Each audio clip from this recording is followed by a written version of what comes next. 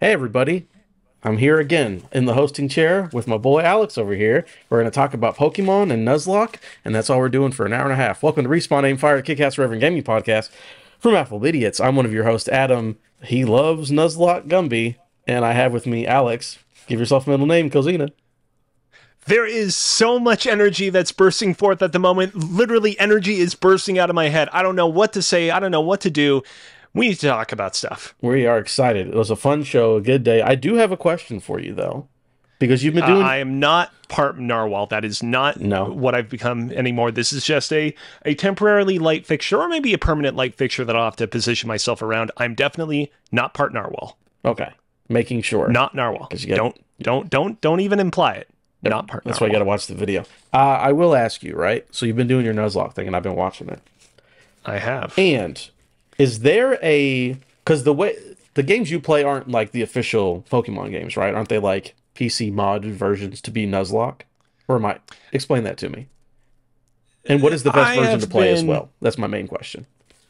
I have been playing a version of Leaf Green that is playable via a program called MGBA. It is an unedited ROM of the game. There's no hacks, there's no speed ups, there's no randomizers. It's not an officially sanctioned product on the part of Nintendo, but there is nothing that has been particularly added to the game that modifies it beyond the experience you could have played on your GBA player back in the day. Gotcha. Because I knew it was always an emulator, but I never knew if it was different in any way. So that's interesting to know. Not this version. When I played Emerald Cross was a ROM hack of the original version of Emerald that added in like a bunch of like quality of life features and improvements. What I'm playing of Leaf Green right now is just the same game. Just like great. Gotcha. Cool. You can catch us live on twitch.tv/AffleVidia Sunday evenings at 8:30. YouTube and podcast services Tuesdays at 9 a.m. If Chad gets it up in time, you bitch. I'm just kidding. Chad's not here. Upcoming on today's show, we have too many showcases. Too many to talk about. I mean, we're going to do it, but there's a lot. PlayStation makes a hardware decision. ... But for our main quest, I love this. You mentioned it before. What up, Smitty, by the way? Adam, the hair looks dope. Yeah, I did dye my tips. Everybody watch the video. Looks pretty sweet. I'm just talking about myself at this one, very vain.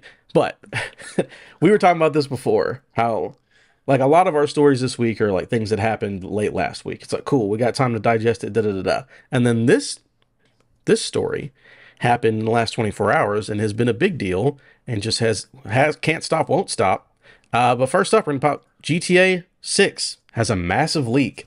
Ooh, Jason Finelli at GameSpot. Yeah, the big one. It's out there. Everyone go check it out. So a massive trove of GTA 6 assets, including pre-alpha footage and multiple screenshots, were released to public forums early Sunday morning.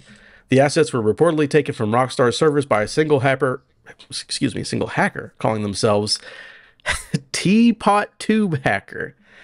If I was ever a hacker, I want to give myself a dumb name as well. Who also claims to have GTA 5 and 6 source code assets. I think it's supposed to be pronounced Teapot Uber Hacker because prior to this hack, he hacked Uber. Oh! So it's calling back to that. See, my Teapot Tube Hacker is also cool, but that makes way more sense. Teapot Uber Hacker. Look at that. All right. Well, this guy's putting in work. But he has GTA 5 and 6 source code, as well as a GTA 6 test build. The videos include footage of a... So, we talked about this before. Spoilers, not spoilers. We kind of knew what the game was going to be about. So, there's very little bit. They're just talking about what's in the clip. If you think it's going to be spoilers, fast forward, 30 seconds, whatever.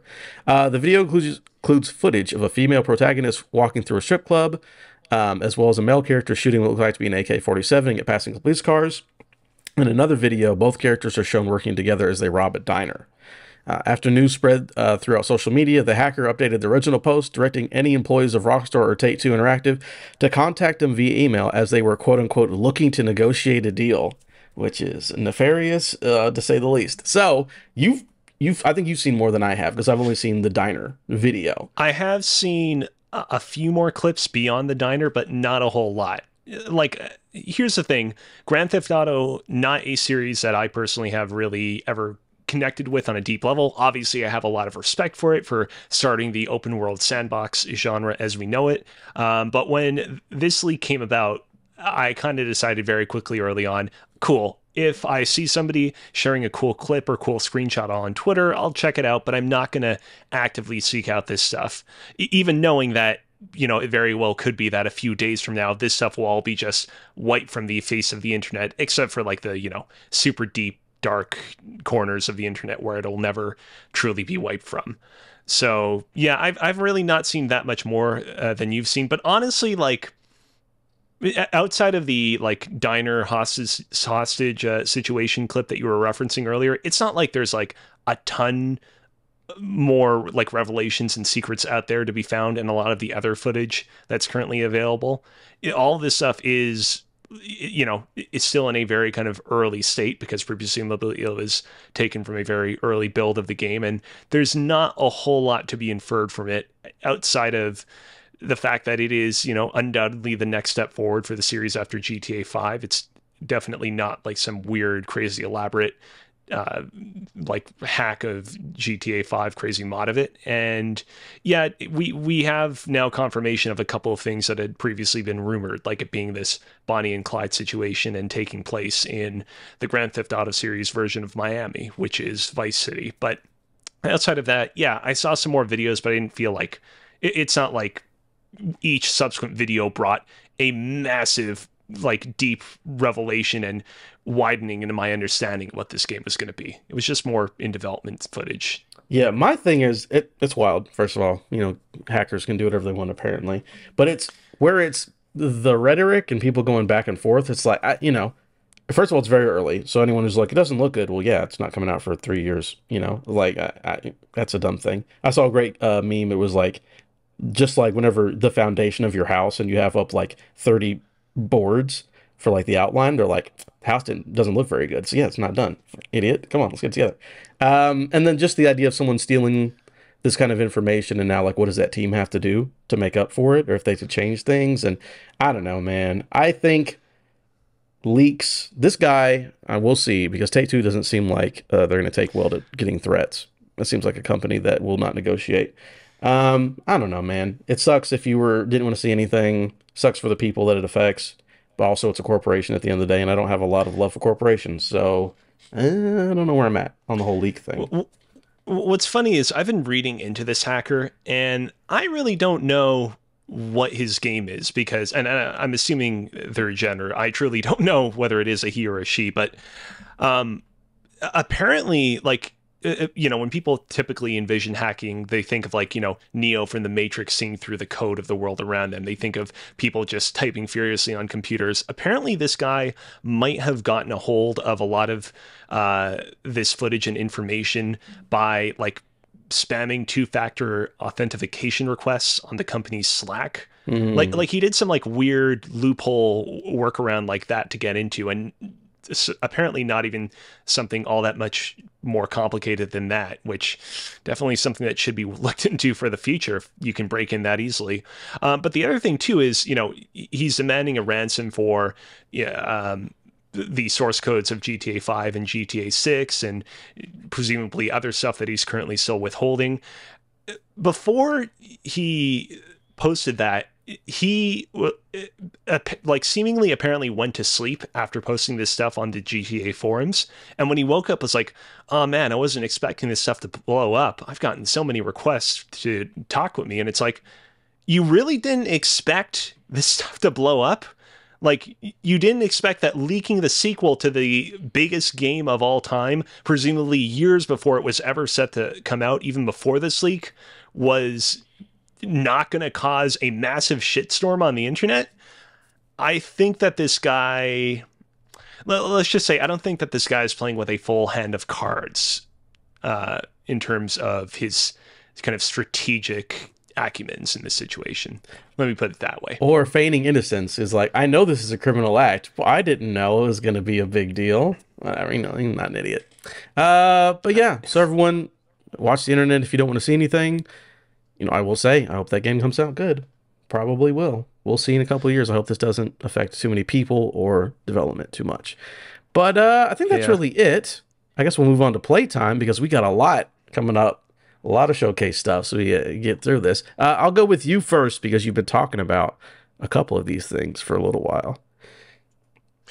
Yeah, so last time that I was on Respawn Aim Fire, I talked about my time with Super Mario Odyssey and how I was enjoying it a lot, but wasn't totally loving it on account of how frequently the game doled out moons to you.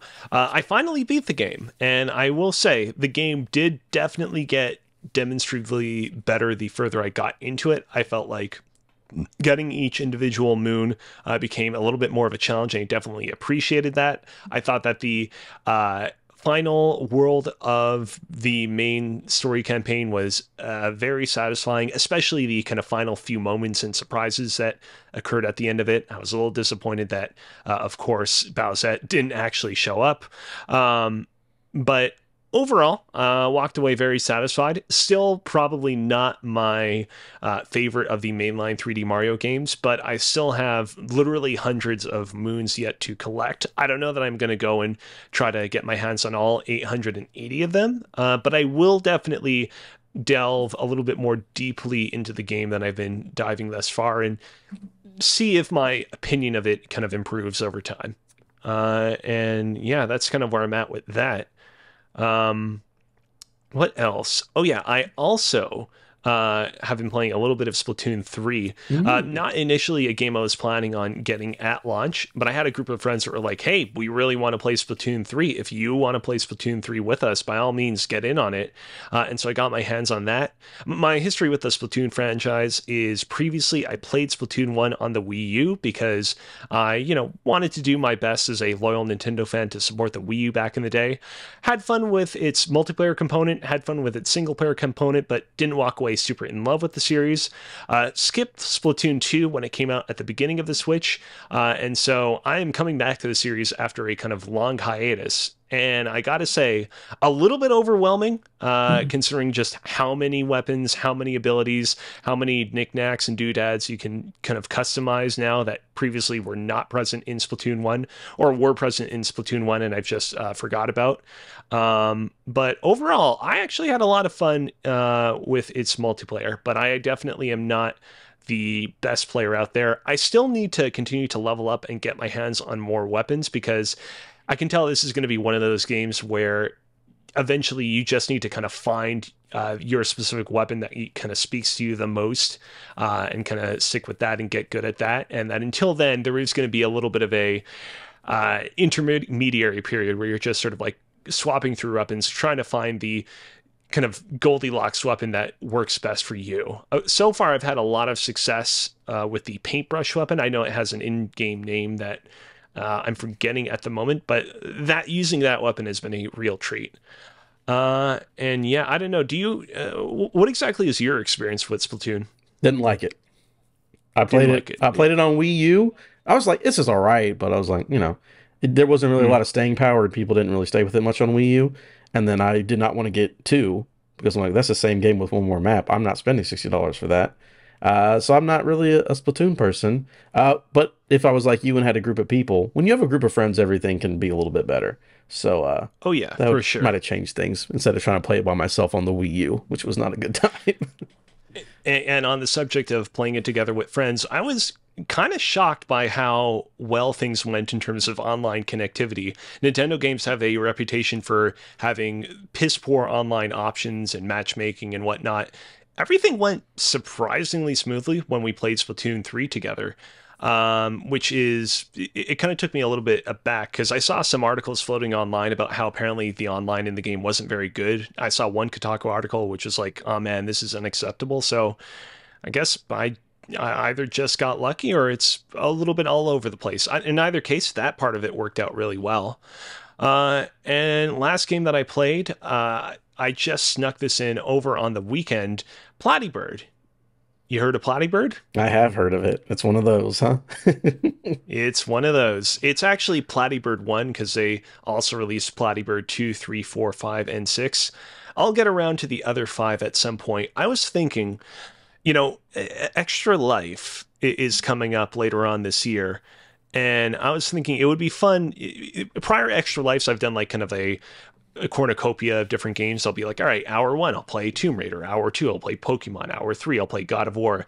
Maybe this time around, I'll do something where I'll be like, oh man, can I platinum like 50 of these like really crappy, super quick platinum games over the span of like 12 hours? Oh, that'd be cool. I still have to kind of workshop the idea, but I think that there is a seed of something really cool there, but TBD on that. And yeah, that's pretty much all I've been up to as of recent. Very cool. I will ask one quick question about Odyssey. Was New Donk City what you wanted it to be?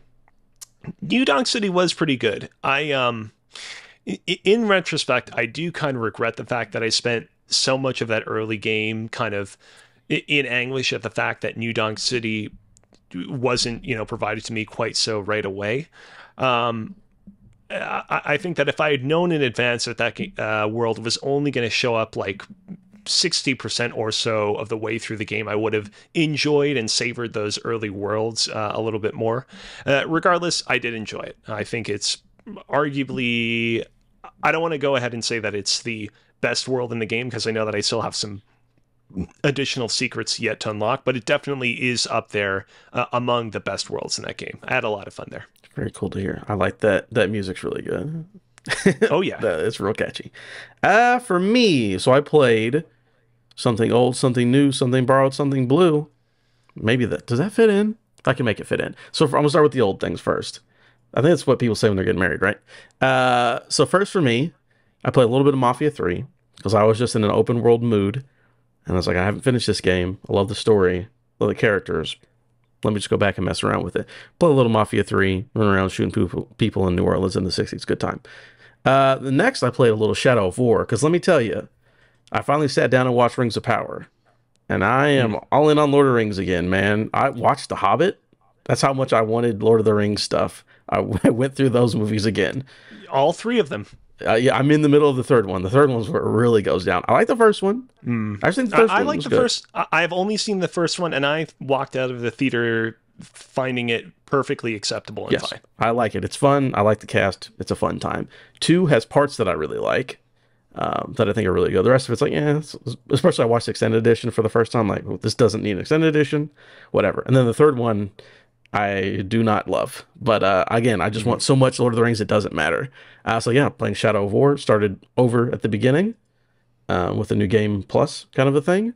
And just having a great time. Love the Nemesis system. I'm hoping that Wonder Woman game has it because what a good system that literally 2 games used. Well, I guess 3 games used in history. So that was fun. But the new stuff that I played up here, good Lord, what did I do here? Okay. First up, play a little game called Metal Hellsinger. Ooh. And Metal Hellsinger, for those who don't know, is a rhythm-based shooter game. Think of Doom 2016, except for a bunch of metal dudes like made the entire soundtrack to it. So basically it's like a combo, like you go in an arena, you shoot to the rhythm, like you get like good, perfect, we've all played rhythm games before, Guitar Hero and such, and you have to shoot to the rhythm like every time there's a beat. And it brings your score up. And when you get max score is when the vocals come in. So then you've got all the instruments going, you've got this dude screaming, and you're running around killing demons.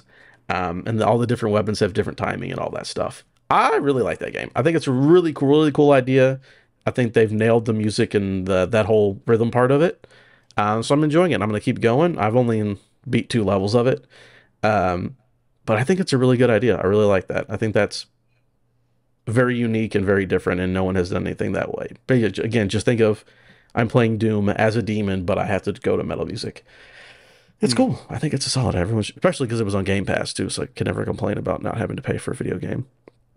And then the last thing that I played it today, and the minute I started playing it, I was like, oh yes, this is one of those games that is an indie game that'll be on the Game of the Year list, and you can't tell anyone about it because it'll ruin it for everybody. Basically, last year, I was telling Chad constantly, like, hey, play Inscription, but don't look anything up about Inscription because it's really, really good. And then it took him a year and a half, but he finally played it, and Chad loves Inscription now, right? The game that I played was Immortality, which is Sam Barlow's no video game, where you have... So there was an actress who made 3 movies that were never put out, and you're looking through her lost movies, And then every time, and like, it's wild how they do this. It's crazy. Like you watch a clip, and then you can stop at any point and click on anything in the environment, and it'll take you another random clip. And it's wild how it really does it. I do not know how they did it. Like literally everything takes you to another clip, and you're basically just trying to get the story together of what happened to this woman, what happened with these movies. And there's other twists maybe in the game that fucking blew my mind. And I will just say it reminds me of playing Inscription, be like, oh shit, this is what's going on. All right. Yeah, Immortality's fucking great. You have to play it with a controller. No spoilers, but you have to play with a controller. And it's very good. I've never played Her Story, and I never played Telling Lies. I always wanted to. I just never had a chance. This game does it for me. Yeah, I played Telling Lies, but I did not play Her Story. I thought Telling Lies was very enjoyable. That game also had twists of its own, but there wasn't any seemingly supernatural element to it. So it was more of like discovering the kind of like heartbreak of the relationships between these characters kind of breaking down and, you know, where they ultimately sadly kind of ended up. Yeah, if this game does seem to be leaning a little bit more into the kind of supernatural macabre, I'm definitely into it. I want to focus a little bit right now on Splatoon 3, but I'm definitely going to get to this at some point. You know what's crazy, Alex? I'm not even going to say that there's like a supernatural element behind it, because there is just watch the clips and figure out what happened to her. And then, I don't know, maybe there's also something else on top of that. Like I listened to which McElroy is it? There's so many McElroy brothers. I can't remember. They were talking about it. And one of them had like, oh yeah, I played the game and all this happened. The other one's like, what are you talking about? I never saw, he had beaten the entire game and never saw the second part of the game because he doesn't play with a controller. I'm telling you that actually tells you. That's a good point. And I've like listened to a few kind of previews and reviews of this game, and I actually never saw this answered. Is there a limit, a time limit to how many clips you can go over? Because there was one in Telling Lies. And then at that point, you had to like submit the amount of footage you had found and finish the game. And then afterwards, you could kind of come back and look over things. But like, it was kind of a little bit kind of cumbersome. And I'm just curious if that's the same thing here. Nothing has been presented to me saying I have a time limit. It's literally, I think they play it as like, hey, you're a fan of this lady who her movies never came out. And they're like, I forgot what they call it, like those old machines they use for film where you'd hit the pedals and it would fast forward or go backwards. They're like, you're on one of those, so just enjoy it and try to look through her stuff.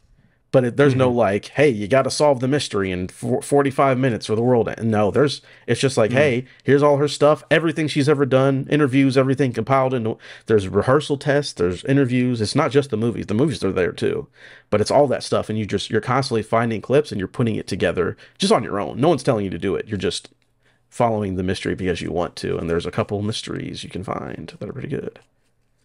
Okay. I would play it. Okay. I need to finish it, but it's on my indie game of the year list. I don't know. It might be on the overall game of the year list too. We'll see whenever I finish it if it holds up. But it's fucking really good. Really amazing. Immortality, everybody play it. It's also on Game Pass. And like I said, if you play it, even if you play it on PC, play with a controller, please. You have to. You literally have to.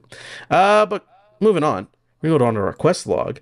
And everyone had a showcase, everybody. Let me tell you, everybody this week had one. We're going to start with PlayStation State of Play, motherfuckers. It's from Ryan Dinsdale at IGN.com. Ryan Dinsdale continues to have a bad mouth, but that's fine. I'm not going to be mad at him. All right. So the way we're going to do this, because there's so much, we'll go through it. If you want to think it's interesting, we'll stop. If not, I'm just going to read through it, and we'll go through it, because that's how time works. All right. Tekken 8 officially revealed. A release date wasn't shared for the game, but the trailer did only mention a PlayStation 5 release for the game. So Tekken 8, big sweaty boys are out there punching people in the rain. Let's see. Upcoming PSVR 2 game, Star Wars Tales from Galaxy's Edge, received a new gameplay trailer showing off a ton of different locations, enemies, and allies in the game. I will say, I'll stop right here. Thought it was cool. And then I was like, that's a VR game. Never mind. Yeah. I don't know. You know, I want to like VR. I don't know if a Star Wars game based on the theme park is going to be the thing that gets me into it. There are other games that they look better. Co-op dungeon crawler survival game Demio is officially coming to PSVR 2. Players can fully immerse themselves in the tabletop-esque world, rolling dice and dishing out cards in VR.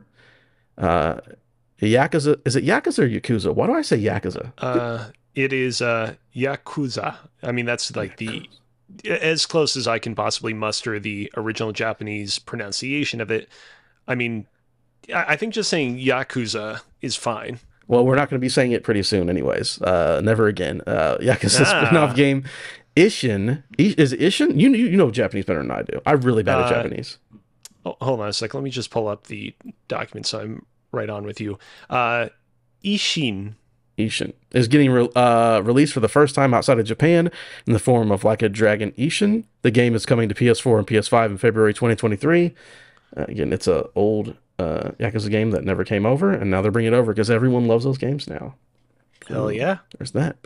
Hogwarts Legacy is getting exclusive content on PlayStation. State of Play showed off a Hogsmeade-centered quest involving a spooky shop in its creepy basement. Yeah, that's what happened. I really don't know what this game is trying to be. I feel like every single trailer that we've seen of it has shown a very different side to this game's story, to this game's locales, to what you're doing on a minute-to-minute basis. I can't make heads or tails of it, to be honest. I was very confused as well, but then they were like PlayStation exclusive content. I'm like, oh, so this is one of those packs that takes 20 minutes to beat and has nothing to do with the story, and you get like a cloak that is like not even leveled properly. It doesn't matter. That's my guess. Is that this is a dumb thing that someone had to make just to say that hey, you've got exclusive content.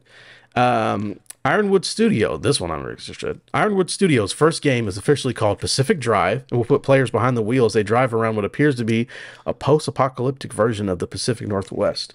So we'll get to it at the end, how I feel overall about this state of play. This one might have been my second favorite thing I've shown at this show. I don't know exactly what it is, but it looks like, yeah, spooky. You're driving around the Northwest when things went down, and I'm kind of into it.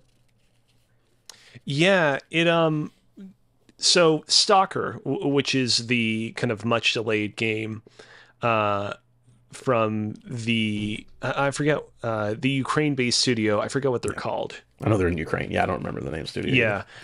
It, this game exuded very heavy Stalker vibes in that it's a similar idea of like there's this excluded zone within this sort of remote area of the country in which weird supernatural phenomena are happening, and you should definitely stay out of this zone. But if you want to stay in this zone, if you want to explore it, potentially there are some fun little treasures that you can reap, but it's very dangerous and you need to be of the utmost level of carefulness. Yeah, Ghostbusters and Chernobyl. What it looked like to me. Yeah, which everybody thought. It was like, oh man, this looks like the Ghostbusters video game we all been wanting. I'm like, that doesn't look like the Ecto one at all. But yeah, it could be cool. We'll see. I'm interested. I think they'd be good.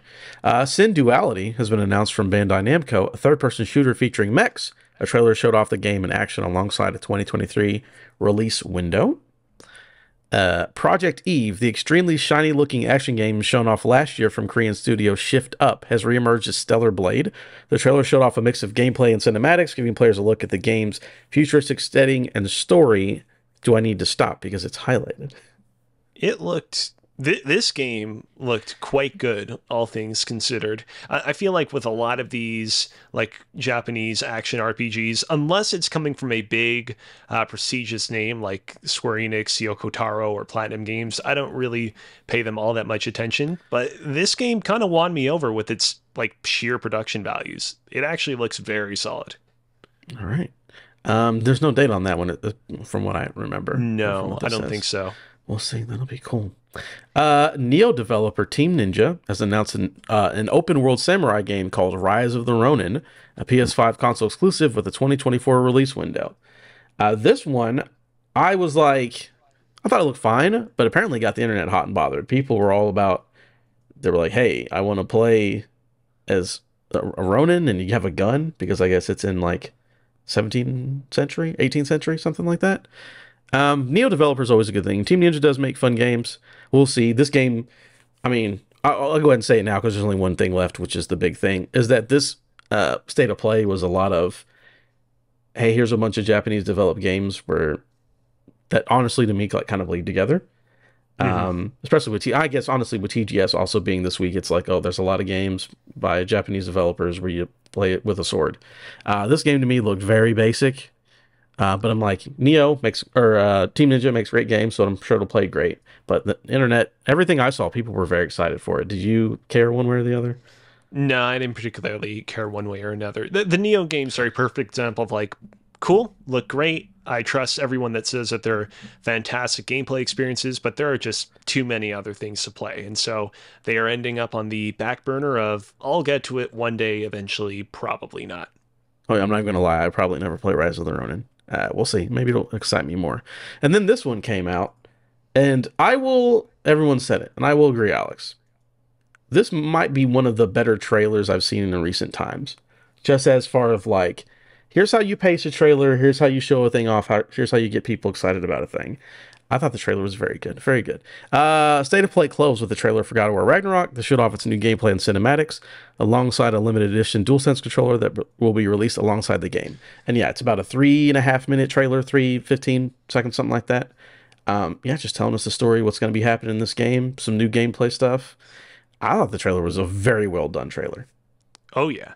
It was a great trailer, and what I loved about it is that we're seeing a lot of cool new locales, cool new. Why is it so difficult for me to say cool today? Cool. I don't know.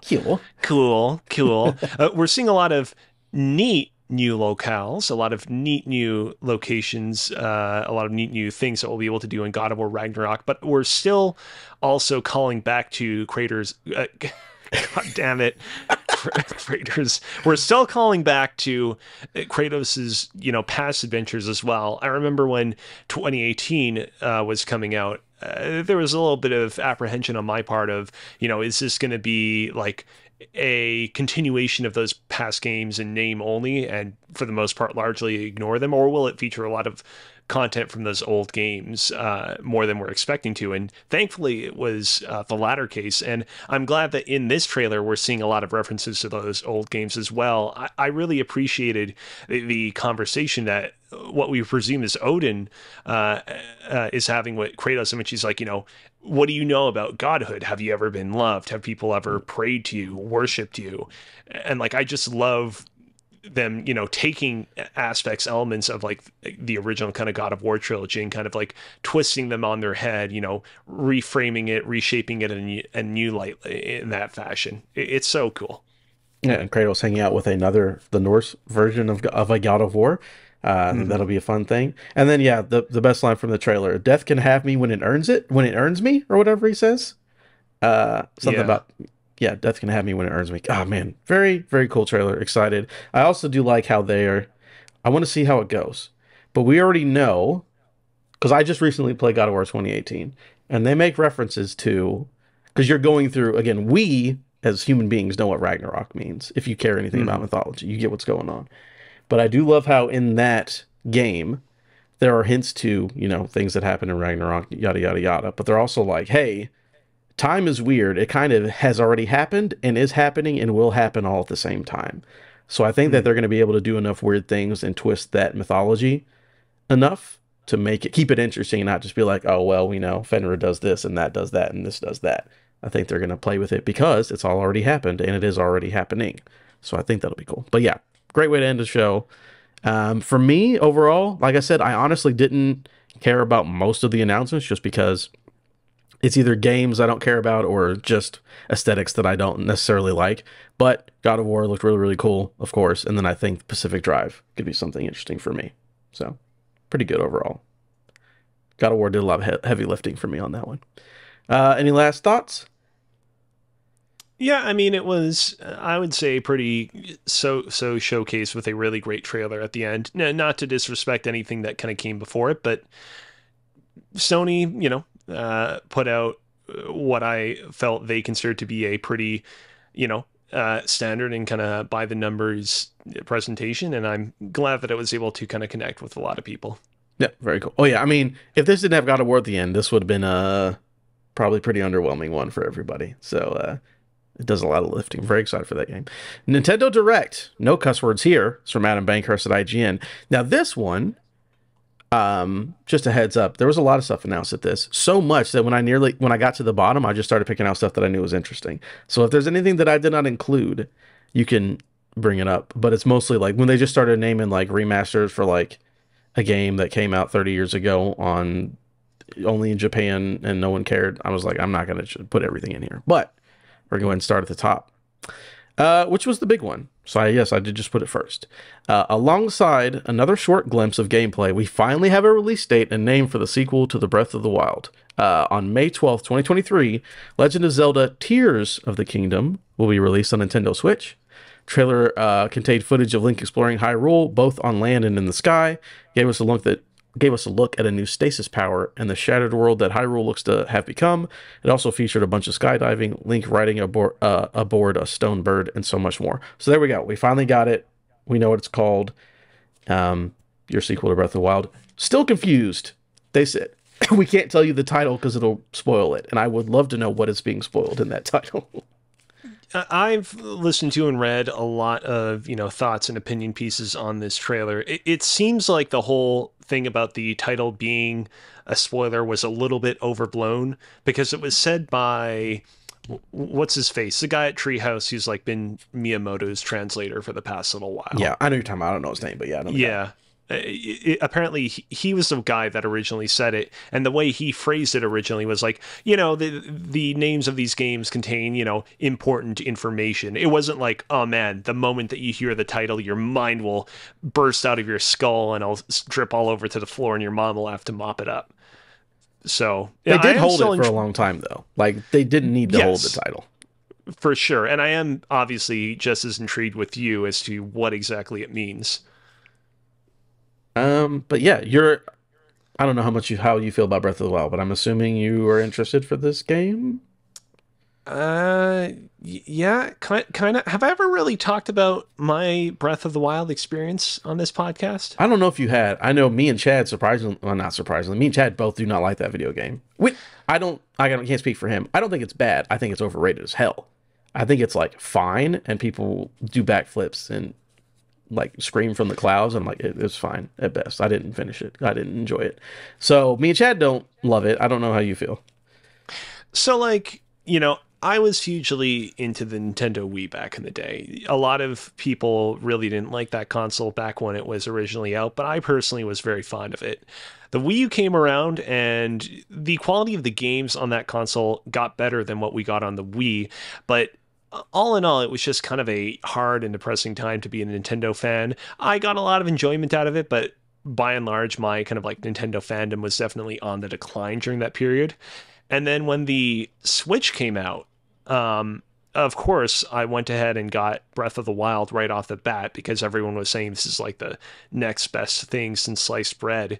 And I remember getting it and just being like, I just am not connecting with this. I am incredibly appreciative of the ways in which this game is sort of like really kind of reinventing the Zelda formula and the ways in which it's offering so much more of an open-ended experience. All of its like stasis and magnesis and time-stopping powers and whatnot are fantastic to behold, and I can truly really appreciate all of the creative uses that people are using these powers for online. But I found myself upon playing that game actually really respecting and yearning for the kind of much more kind of structured game Zelda games of yesteryear, where there was like a very tight and concise plot. The lead up to each dungeon was like this sort of long kind of complicated process in which you had to kind of like solve some sort of larger conflict before you even got into the dungeon itself.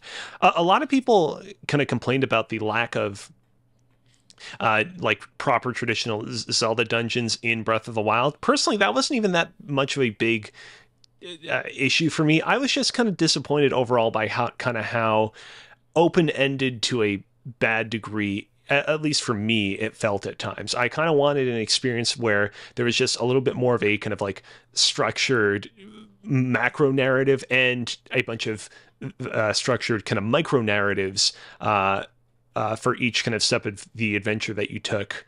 And I was kind of disappointed to not kind of find that. And, over the course of the past few weeks, I've been doing what I've been calling the Switch Renaissance, where I've been coming back to games that I never previously played on the Switch over the past 5 years. And it's because after Breath of the Wild disappointed me at the Switch's launch, it was kind of like my Nintendo fandom was already kind of on the rocks. And then for me to play the one Nintendo game that everyone was saying, oh man, this will completely kind of change your outlook on the world. This is one of the best Nintendo games you'll ever play, and for it to not connect with me, it kind of sent my fandom of Nintendo into a spiral, and it's a reason why I didn't play so much of the Switch over the course of the past 5 years, and I'm only just now kind of getting back into it.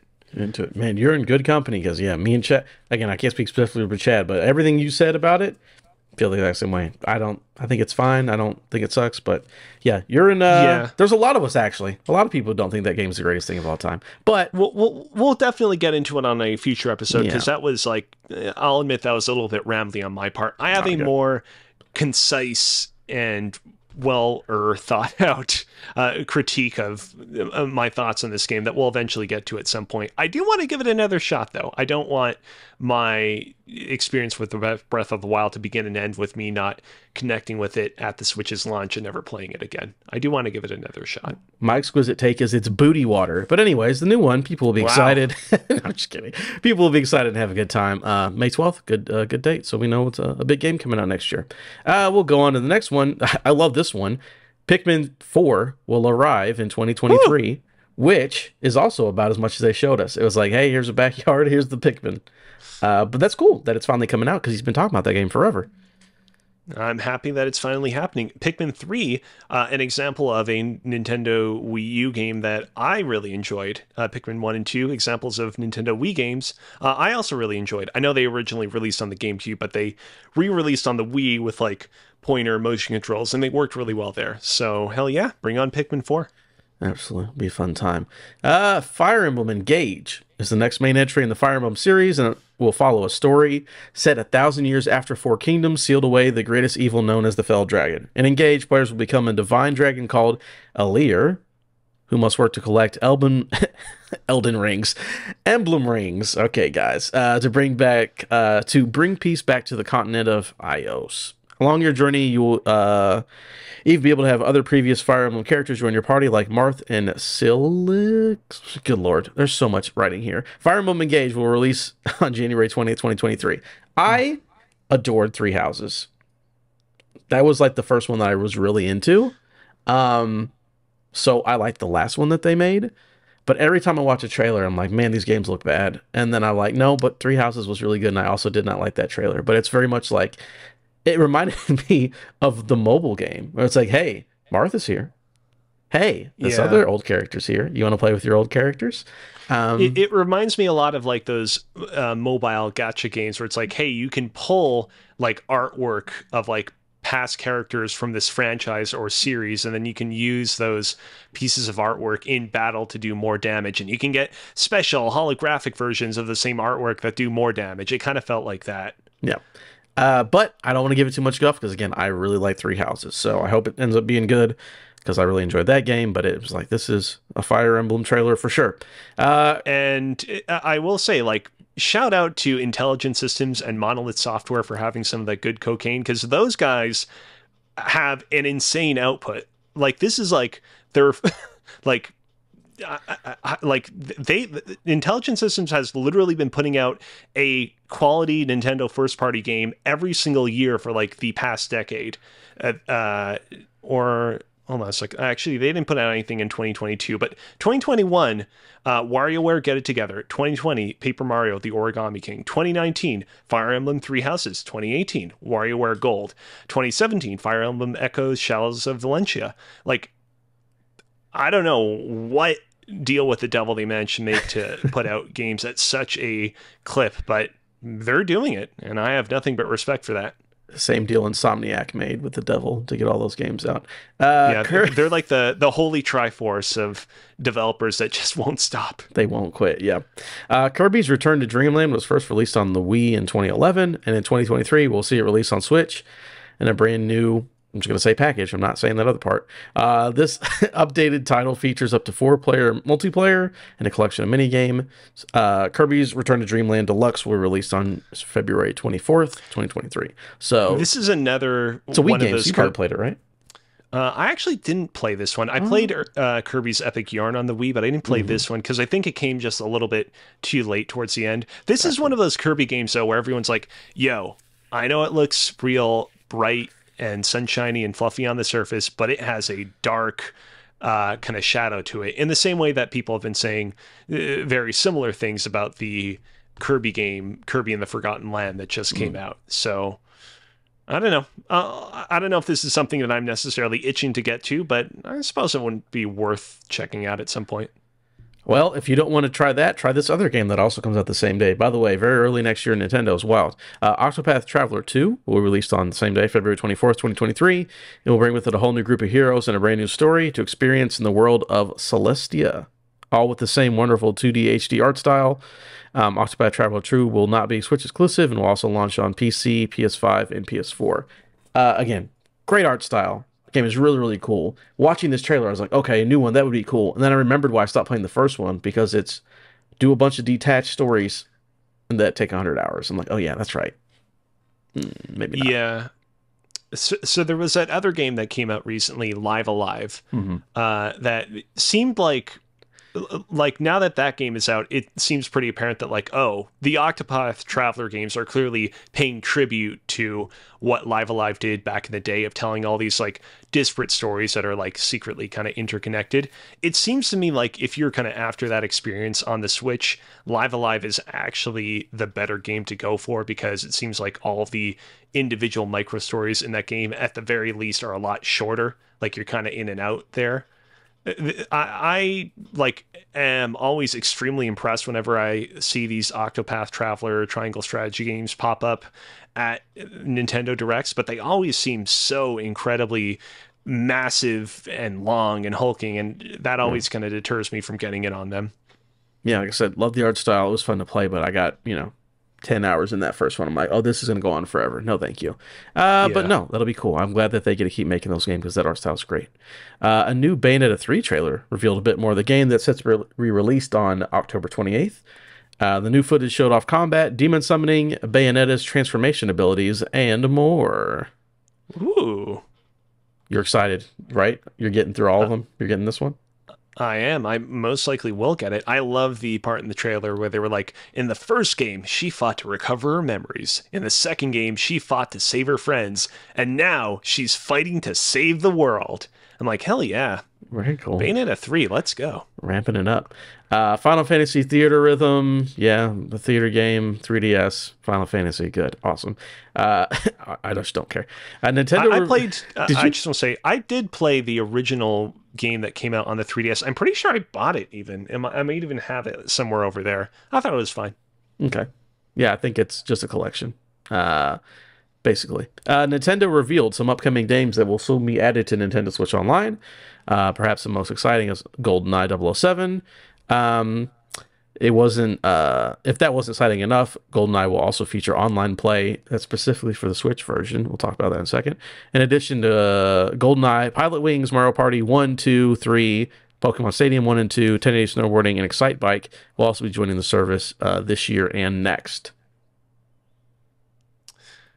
I have never played GoldenEye before or any of its incarnations. It'll be interesting to play this. Yeah, people said it. We've said it. Those games were cool at the time. Those games do not hold up. They control like a game. They control like the first-person shooter game on an N64 is what I can tell you. Yeah. So that's cool. They're coming back. Everyone's excited. Everyone for sure. who likes that, but they do not control well.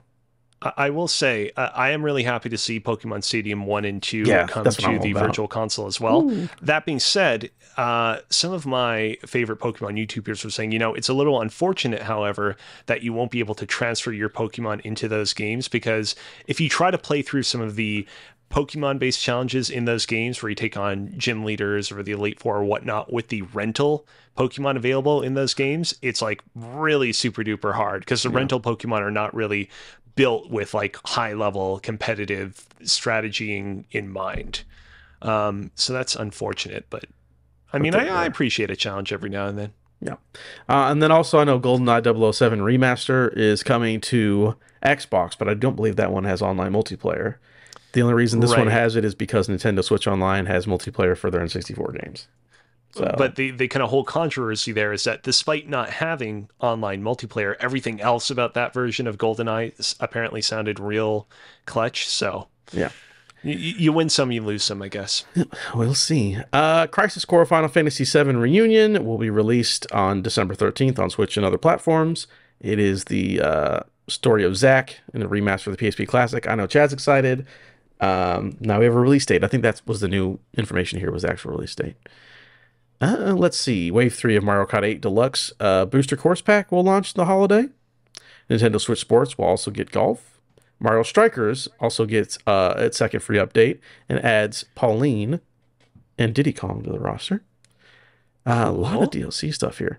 I don't know if any. I just assumed you didn't care about these sports games. I don't know. No, not particularly. There was a period of time where I was really into Wii Sports. I really kind of climbed up the ranks in those games. I had a real tough time with the boxing one though, because the motion controls were not particularly precise in that one. But yeah, nowadays none of them really care for me.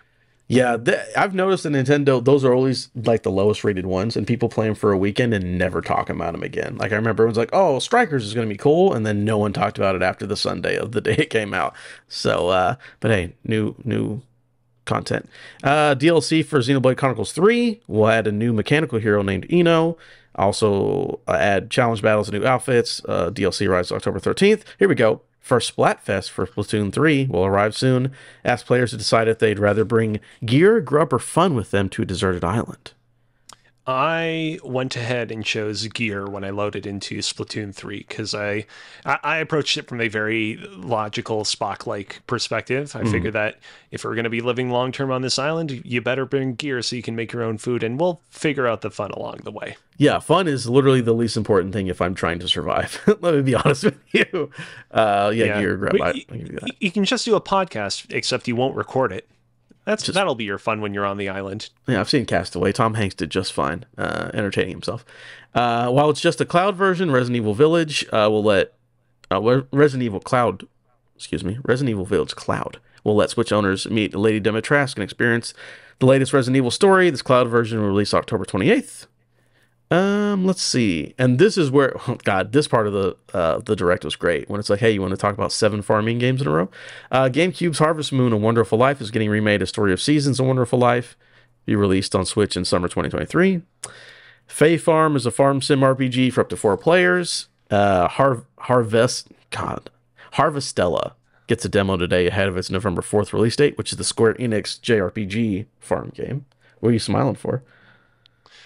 I mean, how can you not smile at all these farming games? So many of them. No disrespect to anybody that enjoys them. No disrespect at all. But like, come on.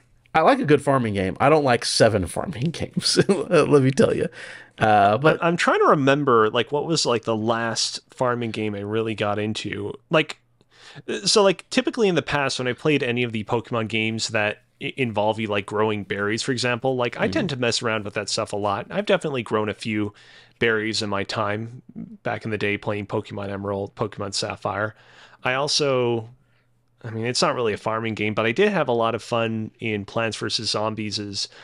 There's like a Zen Garden mode in that game where you can like grow a bunch of plants while you play other modes. Pretty cool. I had fun there, but yeah. Stardew's very good. I think Stardew is the one that everyone would probably point to. This one was actually really cool.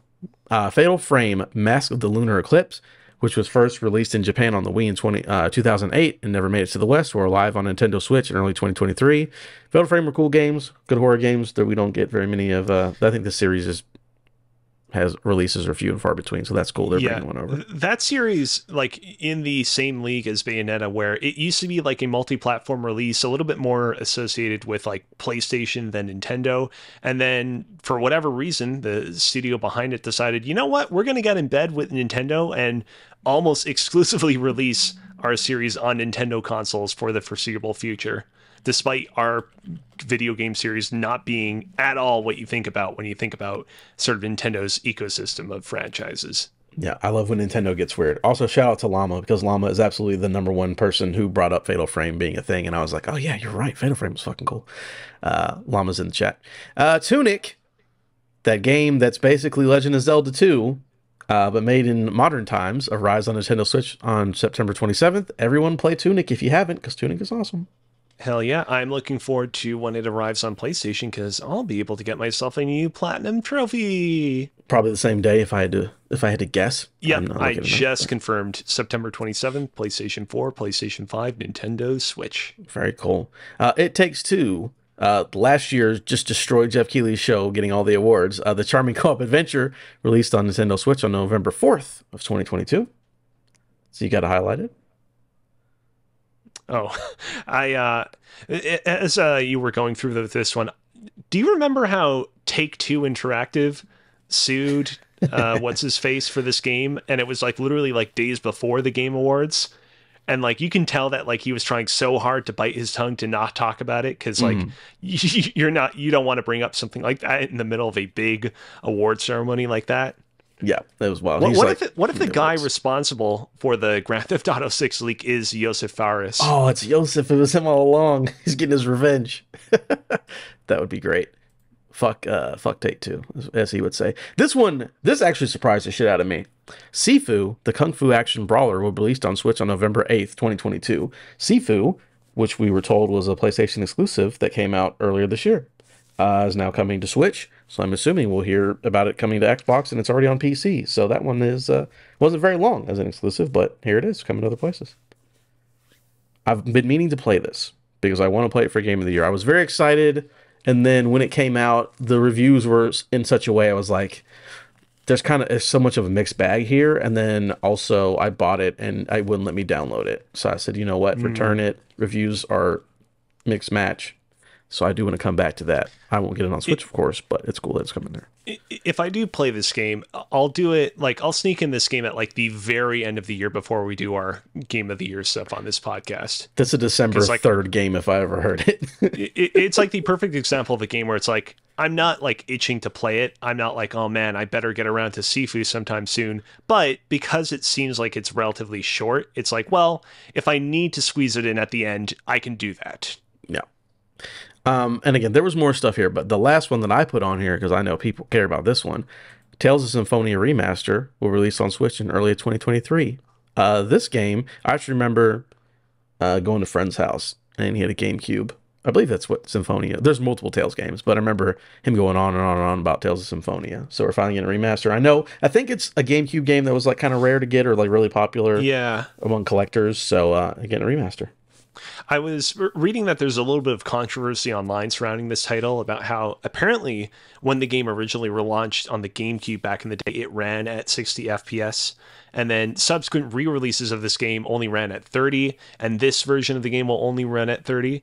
And people are kind of like, you couldn't have bumped it up to 60 all these years later once again. Ultimately, it will remain to be seen if that will be like a deciding factor in whether or not this is a good remaster or not. But it is a little bit weird. It is weird. I guess maybe they just did a lot of work that were like, hey, we're going to make it look good, but it won't be at 60 frames because we have more than 3 polygons on the screen. I don't know. I don't make video games. But that's it for Nintendo Direct that we're talking about. Again, there was more stuff. There's probably more farming games, but it was getting a little long. Overall, how was the show for you? I mean, I enjoyed it. It's not my favorite Nintendo Direct at all time. We really at some point need to ask Retro Studios ever so nicely to... I was about to say get off their ass, but that sounds really mean-spirited. I'm sure those guys are like working their asses off every day. We just need them to be merciful on us and release something that shows that they are working on Metroid Prime 1 Remastered and Metroid Prime 4. Because, yeah, this was a direct where it seemed more likely than not where we would finally get to see one of those two projects for the first time, and it didn't happen. Yeah, also multiple reports like, hey, these Zelda remasters absolutely coming out at this direct. Nope, did not happen. So, yeah, wait for Twilight Princess and Wind Waker. Was it Twilight Princess? What was it? Yeah, it was Twilight Princess and Wind Waker. Okay. Next up, this one's a little bit shorter, but TGS had some stuff. It was pretty interesting. Number 8 will surprise you. Street Fighter 6 launch day roster will feature 18 characters. The game is also set to get a closed beta in October with details on how to sign up still to come. So we got more words. There's a lot of Street Fighter stuff actually at TGS that I saw. Ethan Winters By the way, this is stuff from Logan Planet IGN. I don't remember if I said his name or not, but TGF Yeah. breakdown. Ethan Winters has been the main character of the Resident Evil series for the last 2 entries, but next month's Shadow of Rose story DLC will mark the final chapter of the Winters' time in the franchise. And I don't play these games; they're spooky. Interesting that, yeah, it was a big deal about why bring him back for a sequel and then have his daughter be a character, and then they're just like, we're done with them. Well, I mean, done with them, and they'll probably come back in the next 3 games as a fucking surprise character or something. I don't know. It's just weird to have a main character only be in 2 games. I'm just pointing that out. But there you go. Ethan Winters' hands will no longer be chopped in half constantly. RGG Studios' Yakuza series has always been called Like a Dragon in Japan, and again, we were talking about this a little bit earlier. Now the localized version of future games in the series will follow suit. So, like I said before, it doesn't matter how I pronounce Yakuza or Yakuza, because they're not calling it that anymore. They're done. They're gone to Like a Dragon, and we're not going back. Beyond the name change, we learned of 3 new titles in the Like a Dragon series. Ishin, which was talked about earlier, the long-awaited localization of the Samurai spinoff, Like a Dragon 8, and a spinoff starring, was it Kazuma Kiryu? How do I spell that? Kazuma Kiryu. Kiryu. There we go. So, 3 new games in Like a Dragon. It is no longer that old word that starts with a Y. That's weird that they... So I was reading a little bit about this where they're like, hey, they named it that because they brought those games over to the West. And they're like, well, we have to... Grand Theft Auto is a big deal. So let's localize it as like an open world crime, like GTA, let's give it a crime name. And they were like, even if it didn't necessarily fit with the stories they were telling, they're like, that's what the series is called because we need the dumb Americans to understand. And now they're like, you guys get it? We're switching it back. I think that's pretty funny. All right. So, beloved Konami RPG Suikoden. Is it Suikoden? Yeah.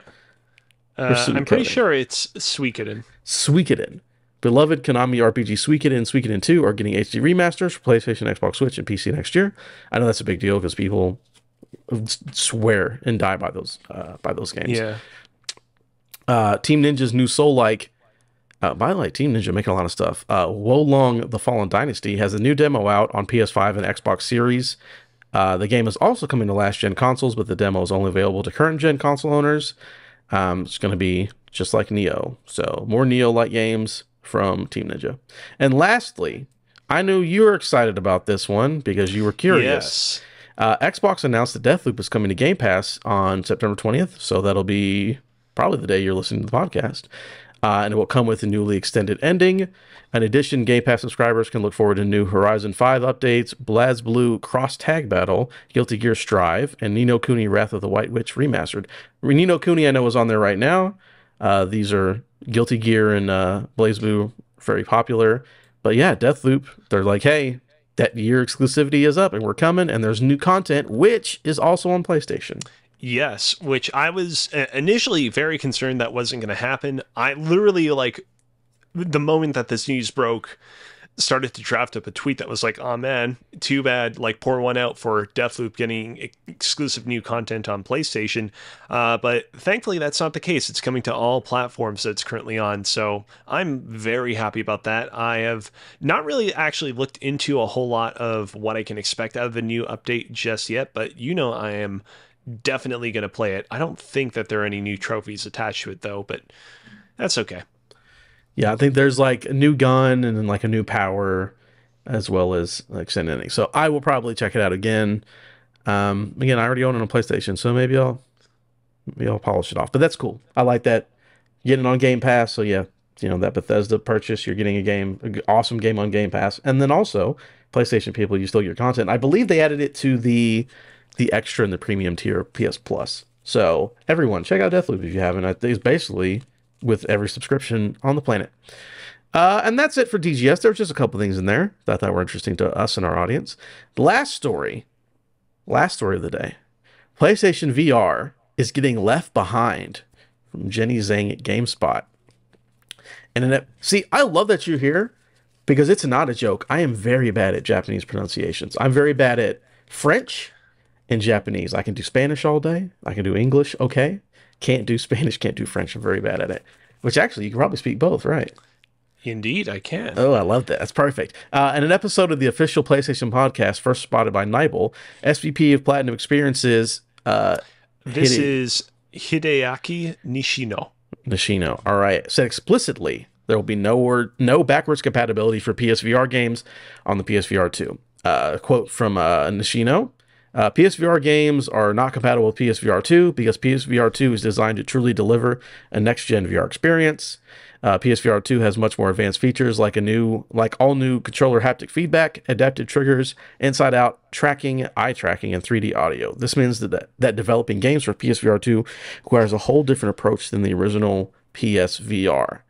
I will ask you, where do you fall on this? Because I fell on it a certain way, and then I got the dock ready, and I completely flipped and went the other way with it. So how do you feel? I mean, his reasoning of why PSVR 2 wouldn't be able to handle PSVR 1 games makes sense. This is one of those moments where it's kind of like, you guys can figure it out. You have a lot of money. You have a lot of R&D. You could have figured this out if you wanted to. Yeah. When I first heard it, I was like, yeah, of course. It's new tech. New tech, you don't have to worry about the old stuff. But then I got to thinking about it. He's like, oh, well, we have a new controller and inside out, and started naming off all the features. I'm like, why would the features mean that Beat Saber wouldn't work anymore? You would think that wouldn't affect the game, because as long as you move the controllers and the game can track where you are, it shouldn't matter. 3D audio does not mean that, oh, well, now we can't track where you are anymore. That seems kind of like a weird... I don't know. At first I was like, it's not a big deal. Of course it's new. But I was like, is that a real reason? Is that really what's up? I feel, and I hope that they do this, that the most popular titles, again, not all of them, but of course, like your Beat Sabers and your PSVR exclusives, I hope they get some kind of patch or some kind of update. Like, let's say you already owned it, you get the new version, or something like that. I understand that, yeah, you don't want to port everything over and it's just not backwards compatible, but I feel like you should make exceptions for the games that are very popular. Or, because here's the thing, if you're going to say Beat Saber's not backwards compatible, but we'll resell you Beat Saber, I don't know about that. But I guess we'll see when we get there. So it kind of makes sense. But then at the other hand, it's like, wait, all it is a better controller. Like, that shouldn't mean I can't play. Like, if I tried to play, an Xbox One game on my Xbox Series, and they're like, you got a new controller, you can't play it. I'm like, what are you talking about? That doesn't make any sense. I should be able to play it because my technology is just better, and the controller is basically the same. Yeah, this might be kind of controversial to say, but like, even if they were like, hey, you can play your old PSVR 1 games on PSVR 2 with the new controllers, but nothing else about the experience is improved. That'd games still look as worse as they looked on PSVR 1 with their jaggy graphics. Even then, I'd be like, it's a little unfortunate, but you know what? I'll take it because it just makes things more convenient. Yeah. You know? Because, yeah, those games weren't designed with 3D audio in mind, so it doesn't have 3D audio. That's fine. Makes sense. Yeah, that makes sense. Saying that we've got a new controller so your old game doesn't work. Does it? Because I'm pretty sure Beat Saber works on literally every VR headset in existence. Again, not a huge deal. But the word and the reasoning, I was like, I don't know about that, guys. It seems just like you don't want to do the slightest amount of work to make backwards compatibility work on the headset. But again, it's a niche product. Whatever. Do your thing.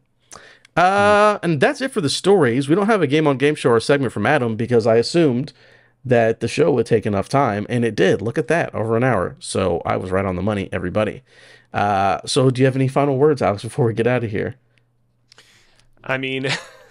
what's funny about the Grand Theft Auto story that we covered at the beginning of the podcast is that, this is an ongoing situation right now. I'm hoping that, like, literally as we're closing out this podcast right now, the hacker dude that hacked them via Slack isn't in the middle of literally, like, selling off the source code to Joseph some Ferris. Bitcoin We've established it's Joseph Ferris. Joseph Ferris, of course. Don't sue us, Joseph Ferris. I hope that, things, resolve themselves as well as they possibly can be resolved. Prior to this hack occurring, the last big hack that we saw on this scale was the hack of The Last of Us Part 2 that happened a few months before the game came out in 2020.